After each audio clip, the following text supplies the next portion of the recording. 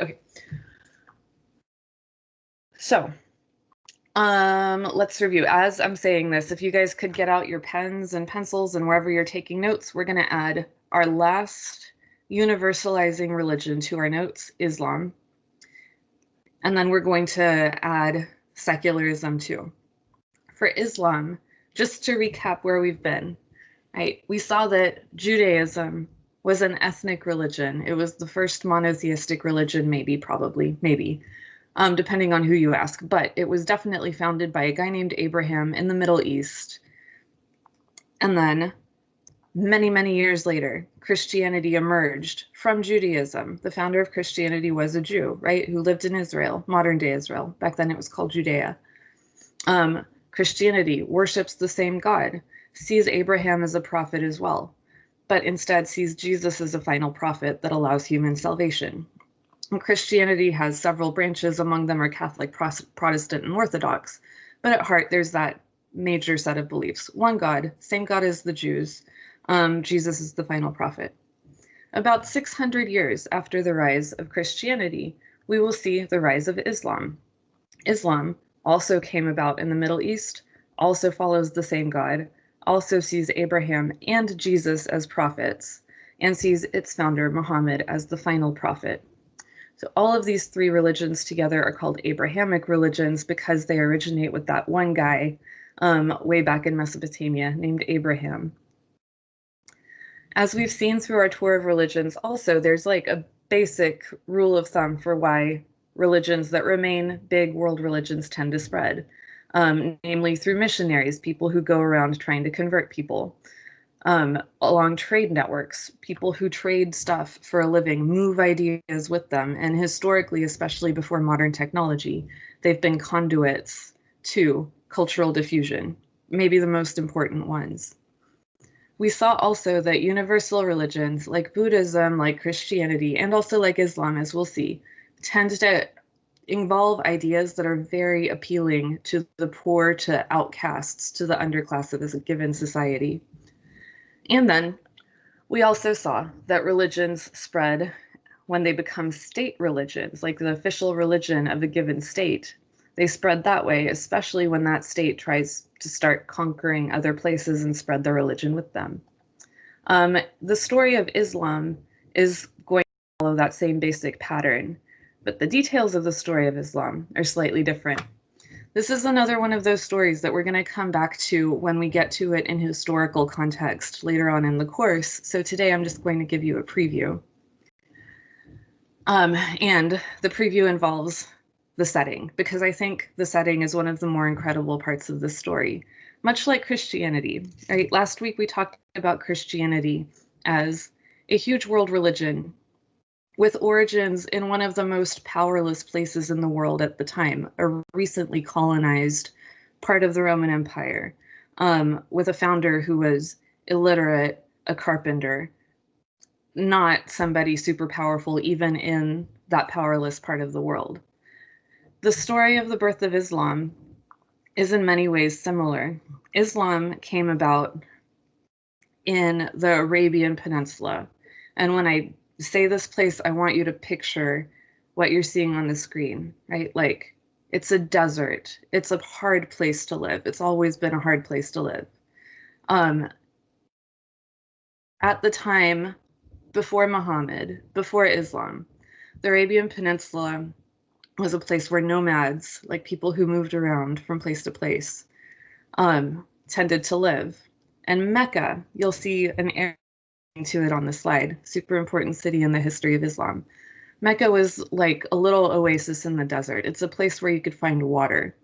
And so as a result, Mecca became like a place where people who were trading goods from really, really far distances would cross and stop and water their camels. And while they were there, they would go to a shrine in the middle of town and pray to their gods. In this part of the world and in this period of time, Mecca was dominated by a bunch of different tribes. And one of those tribes, a very important one, controlled this shrine where people from all over the place of all different faiths would come and pray. Because, as you can imagine, it became very profitable to charge them a tax to go pray to their gods. Okay, so that's the basic setting. Zooming out a little bit, pre-Islamic Arabia was sandwiched between three continents. It's like stuck between Europe and Africa and Asia. And as such, it was always a crossroads of cultures, of ideas. It was a place where people have to cross and go. And with them, they bring ideas and cultural diffusion. This is not, in other words, a powerful place in the world. It was a little tiny, tiny oasis in the middle of a desert in a place dominated by a bunch of tribes. It wasn't its own empire. It was sandwiched between other big, strong empires, but itself, it wasn't one. And it was in this context that around the year 600-ish, Muhammad was born. Muhammad was an orphan, but from an important family, from a really important tribe. It's important that he was an orphan because in this society, if you didn't belong to a tribe, if you didn't have those family connections, you were an outcast. And his status as an outcast of somebody who would have otherwise been part of a big important tribe is going to be pretty important to the ideas of Islam that he develops. Okay, so that's the setting. Here are the key points. And like last time, I don't want you to write down everything as a complete sentence. I want you guys to bullet point the most important details and make sure that you can define words that are highlighted in yellow. Islam, then, is a monotheistic, one God, Abrahamic, universalizing religion. That means it traces its origins, like Christianity, to Abraham, who founded Judaism. And it's universalizing, so it actively seeks out converts, and it is for everybody. If you can't see the slides, I'm going to paste them in for you. Hang on a sec. Right. And it has its origins in the Arabian Peninsula, so in the Middle East generally, modern-day Saudi Arabia. And it was founded by a man named Muhammad.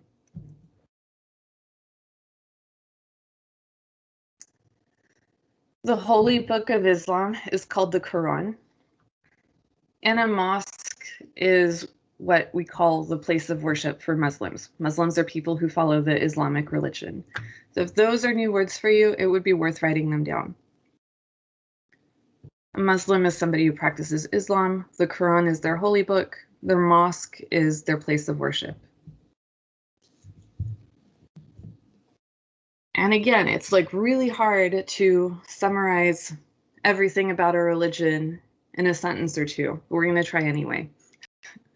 So the key beliefs of Islam generally boil down to something called the 5 pillars. The 5 pillars are listed in orange on this slide. You don't have to write them all down, but there is a theme, right? So like, remember, a trading desert nomadic setting. The founder is an orphan in a place where that gives you no social protection whatsoever.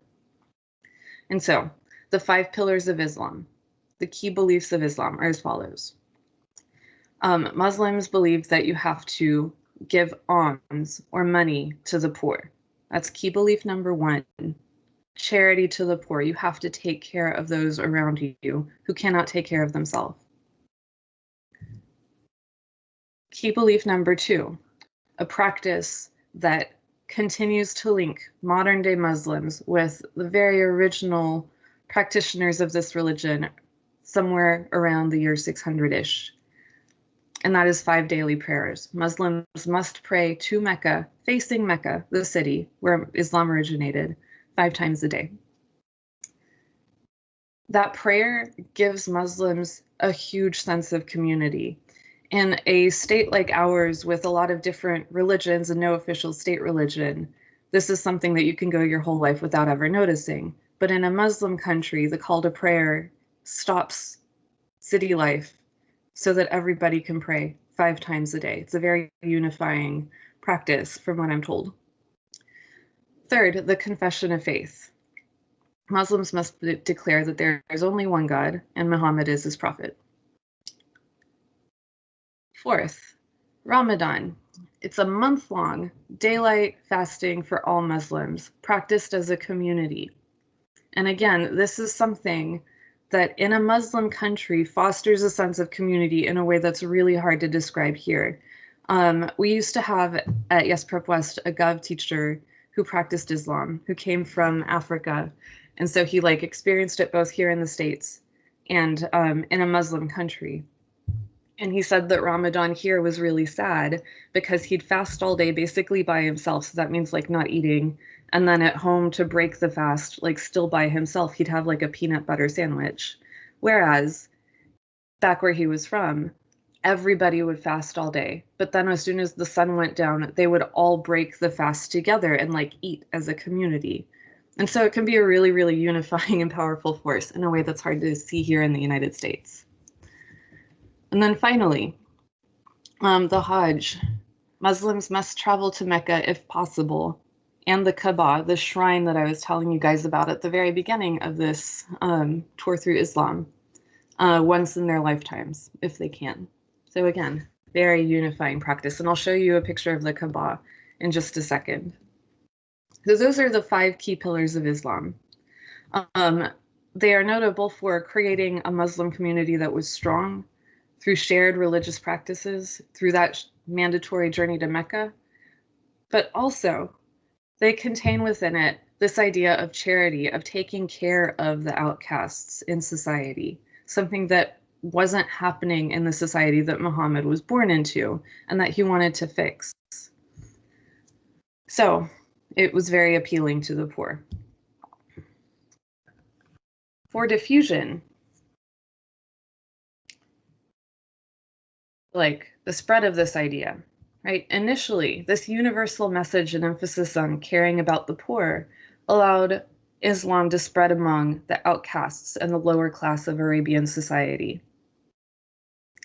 But also, as we'll get to in the history part of this class down the line, the idea of Islam with one God was very threatening to the economy of Mecca that it developed in, and in particular, that specific tribe that was making a lot of money from taxing people to worship whatever God they had in that shrine of theirs.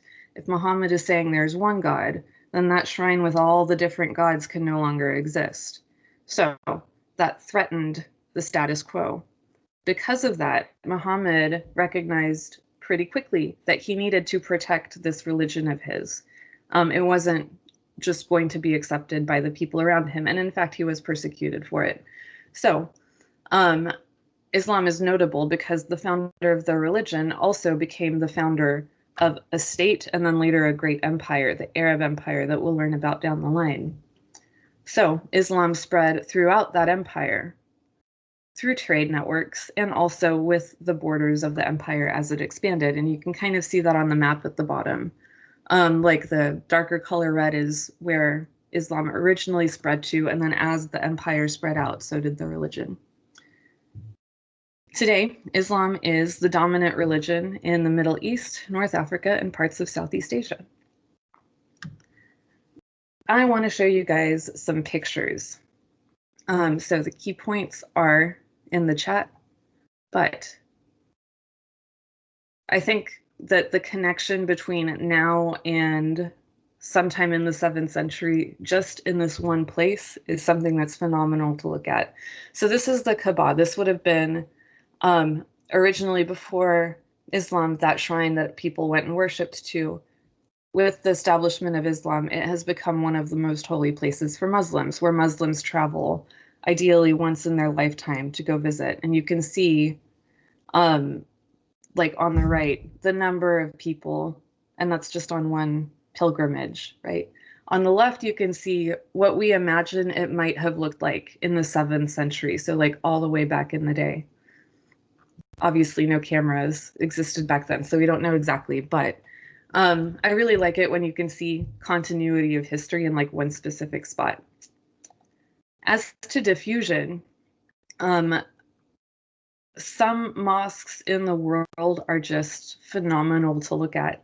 And like we saw with Buddhism, as Islam spread to different places, um, you can kind of see it merging with those different cultures in the buildings themselves. The one on the top right comes from a mosque in Iran. I forget what it's called, but it's beautiful. It's like all colors inside. The one like kind of in the middle but touching it, I believe is from Nigeria. I forget where the big blue one is, but like, man, these things are really pretty. Right? So, as Islam spread, we get cool architecture as well as a side effect. A couple more pictures and then we'll move on to our next topic for the day. The map on the left shows the spread of Islam over time. Note how much trade networks are connected to the spread of this religion. We'll go into this a lot more when we get to the history part of the class. But for now, like it's just, you can see how integral those things are. On the right, you can see some pictures of a Quran with Arabic writing, Arabic script. I think is just beautiful. So I wanted to show y'all. Okay, we are about to switch gears and talk about non-religion. So we've spent the last several days going through each major world religion and talking about beliefs. And there are a couple things that I want to say about that before we move on to talking about people who believe that there is no God or believe that we can't know one way or the other. First, if you have found religions interesting, I have to recommend a documentary to you. It's on National Geographic. It's called The Story of God with Morgan Freeman. And it's like a series, but it goes through and asks like big life questions, like what is the meaning of life? Why are we here? What happens after we die?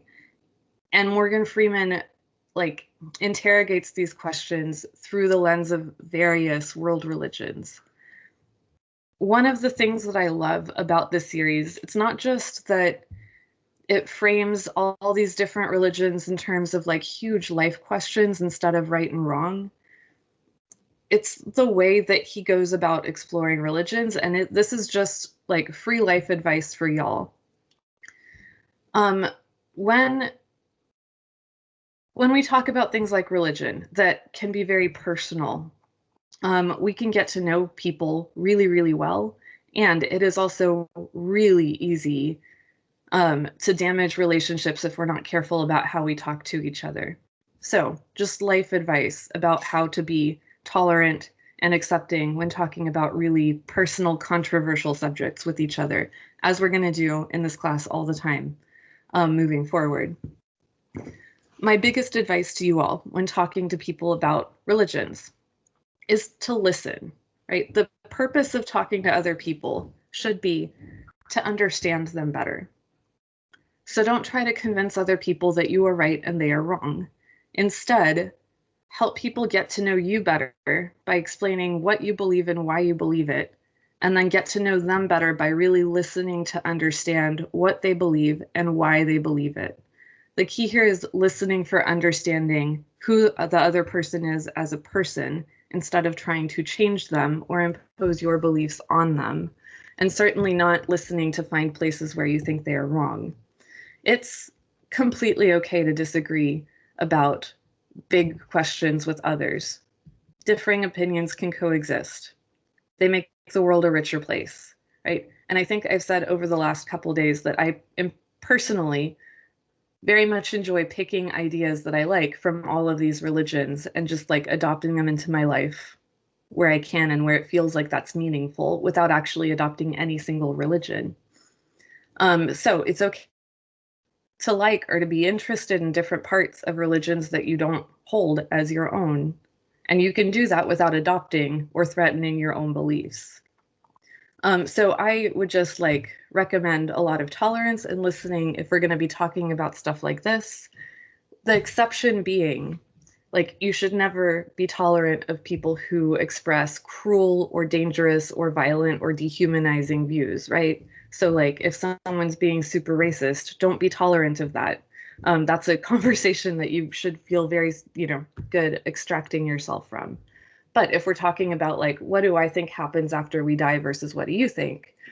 Listening is a much better rule of thumb than like going into conversations like that to prove a point. Which leads me to our next set of key points, secular philosophies. So please put this in a separate section of your notes. Different page if you want, just so that you set it apart from religion, because what we're about to talk about is absence of religion as a way of living your life.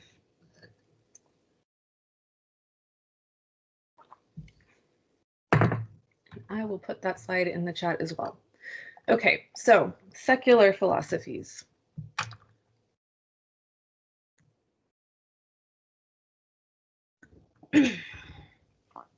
People can have systems of ethics, so their sense of right and wrong, that are secular or religious. Religious means having to do with the supernatural in some way, shape, or form, right? Secular means just not religious, not having anything to do with the supernatural in any way, shape, or form. People can get their values or their sense of purpose in life, in other words, without necessarily referencing a major world religion or a supernatural being or believing in God. If you don't already have the definition for secular down in your notes, I would like for you to write it down because it's very commonly misused. Something secular describes things, activities, or attitudes that just have nothing to do with spirituality or religion. They're not necessarily against religion. They're just not about it. So anything not related to religion, church, or faith can be called secular. Your math class is probably secular. You probably never talk about religion in math class.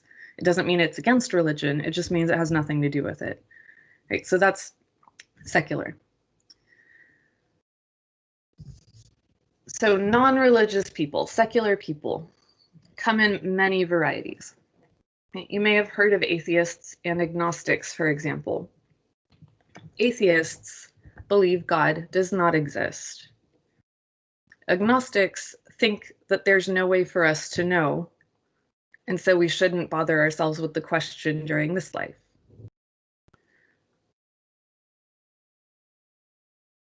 So, both atheists and agnostics do not believe in the supernatural, and instead concentrate on understanding the world and their place in it in terms of what we can rationally prove through science. So like logic, reason, that kind of thing.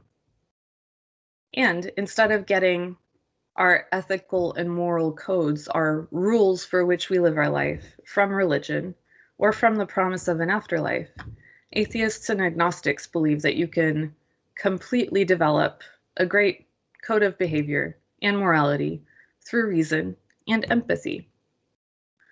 I'll go into what that means in just a sec. When we talk about one example.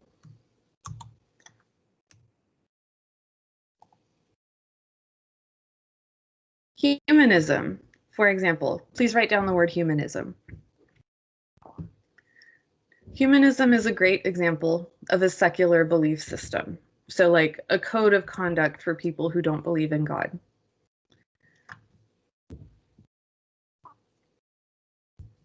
And by way of example, here's what humanists tend to believe. They tend to trust observation to understand how the universe works. So instead of being told in a holy book, the scientific method tends to be the way. Second, they tend to make ethical decisions based on the rights and needs of themselves and others. So thinking through your actions in terms of their effects on other people is a way that non-religious people can remain very ethical and grounded. And in terms of like big questions like the meaning of life, right? Humanists believe that human beings can act in this lifetime to give their own lives meaning by seeking happiness while behaving ethically. So we create our own meaning, in other words.